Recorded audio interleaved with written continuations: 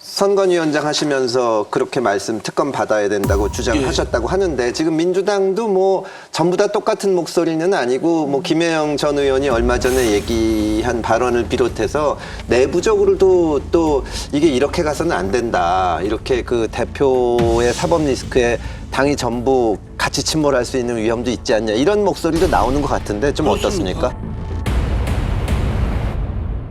당내의 상당수의 기류는 물론 당황스럽고 그러나 얼마 전에 이제 압도적인 지지로 된 당대표를 당장 물러나라는 것이 맞나? 또 이렇게 당대표가 궁지에 몰렸는데 거기에 돌 던지고 이러는 것이 과연 정리상 맞나? 뭐 이런 복잡한 기류가 있습니다. 그러나 중요한 거는 당대표의 개인적 영역에서 생기는 어떤 사법적 의혹이 어떻게 결론 나든 공조적인 정당이 그와 연동이 돼서 같이 운명을 같이 하는 건 잘못된 것이죠. 더구나 당대표의 그 문제에 당이 전체가 거기에 올인해가지고 어무사격한다든가 방탄을 한다든가 이런 건 잘못된 것이라고 생각합니다. 그러니까 현재 국면에서 지금 내부에서 그만두라 하는 거는 설득력 얻기가 어렵고 또 나오기도 어렵고 왜냐 그러면 야당이라는 게 그런 소리 하면 야 지금 투쟁해야 될 판인데 정치 보복하고 정치 단합하는데 야당이 달려들어 싸워야 되는데 무슨 아는 내부에서 헛소리 하냐 이렇게 몰리기 때문에 김혜영 전 최고가 그런 이야기를 하자마자 정진석 비대위원장이 거의 똑같은 말로서 죄를 공개하지 않습니까? 보수 언론에서도 마찬가지고요. 그래서 이런 먹잇감을 줘서는 안 된다. 김혜영 의원식의 이런 발언이 지속되면은 당이 굉장히 혼란스러워질 것입니다. 그래서 이게 사실은 국힘이 의도하는 바겠죠. 섣부른 예단에 따른 입장들이 함부로 표명되어서 당내 분란을 야기시키는지 이해하기 어렵습니다. 자중해야 된다고 생각합니다. 이 정도 되면 큰 지도자라면 본인이 아이고 내 문제가 막 국정이 마비되다시피 하니까 내가 무죄가 증명이 되면 내가 다시 내 자리로 돌아올 수 있으니까 우선은 좀 내려올 테니까 딴 사람이 좀 해주면 좋겠다 하고 이 투쟁 전면에서 이 대표가 빠져주는 것도 이게 민주당을 위해서 아니 제가 이재명 대표가 전적으로 저한테 그 도움말을 구한다고 한다면 저도 그렇게 조언을 해주고 싶습니다. 일단 뒤로 물러서고 그런 사법적 의혹이 벗어난 다음에 복귀를 해라라고 하기를 권하고 싶은데 뭐 제 말을 듣겠습니다. 근데 그게 이제 제 말을 듣겠습니다. 근데 그게 이제 근본적으로 좀 처음부터 그랬거든요. 이게 사법적인 게임이잖아요. 이걸 갖다가 이제 이 사법적인 대응을 포기한 것 같아요. 그러니까 자기들이 판단할 때 이건 사법적으로 대응할 수가 없다. 그러니까 완전히 프레임을 갖다 정치 보복 프레임으로 가가지고 정치 게임을 하자라는 건데 정치 게임을 하든 말든 간에 사법적인 절차는 이렇게 진행될 수밖에 없거든요. 그러니까 사법 게임을 하려면 어떻게 해야 되냐면 예컨대 그 누구죠? 김용? 이분이 돈을 안 받았다라고 한다면 당신 나한테 돈을 줬다는데 언제 어디서 줬느냐? 그때 내가 알리바이 되겠다. 너랑 같이 안 있었다라든지 이게 사법적 대응이거든요.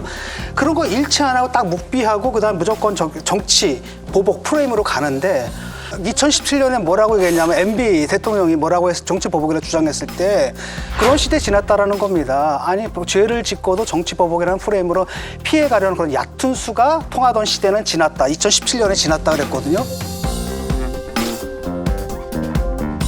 납득이 안 가거든요. 그러니까 상식적으로 한번 생각을 해봅시다. 지금 그 이재명 이분을 둘러싸고 지금 목숨을 끊으신 분이 두 분이거든요. 그리고 또 한 분이 뭐냐면 그 법인카드 관련해서 배모 씨 관련된 분이 또 목숨을 끊었어요. 이분과 관련한 사건에서 3명이 스스로 목숨을 끊었고 또 한편은 뭐냐면 유동규 이분도 감옥에서 그다음에 잡힐 때 2번 자살 시도를 했거든요. 도대체 자살한다라는 것은 말할 수 없다는 얘기잖아요. 그다음 자기가 얘기했던 것들 그 측근들 한번 봅시다. 유동규 씨는 이미 구속돼가지고 1년 살다 나왔습니다. 정진상 씨 지금 출국 금지됐어요. 언제든지 체포될 수 있는 상태고.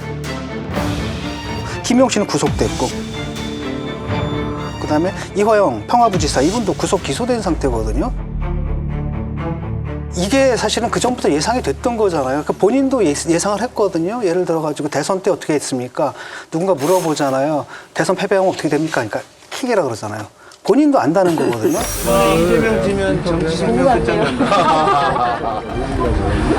할 수 있다 민주당.